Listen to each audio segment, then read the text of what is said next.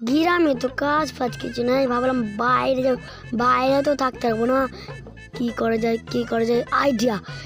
আমি চিটারি করবো, চিটারি করে কি করা যায়, কি চিটারি করবো আইডিয়া। লোকের জমি বিক্রি করি, সবচেয়ে ভালো টাকা হবে। সবাই তো আলুর ভুঁই কিনে ব্যবসা করছে, যাই আমি একটা আলুর ভুঁই কিনে ব্যবসা করি কিনে।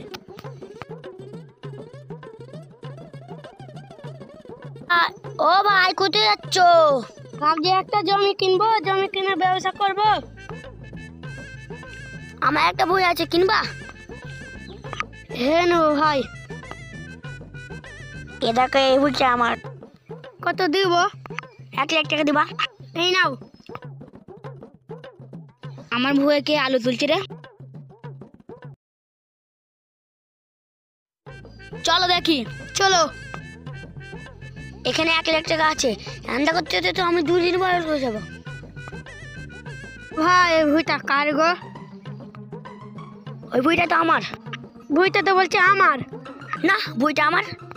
আমাদের সাথে চালাকি, মার শালাকে মার। ও ভাই, ছাড়ো মারছো কেন? জানো মারবো না, আমাদের সাথে চিতারি করে ভুঁই বিক্রি করছে। এই ঘটনা মোর লোক কাছে ছিল।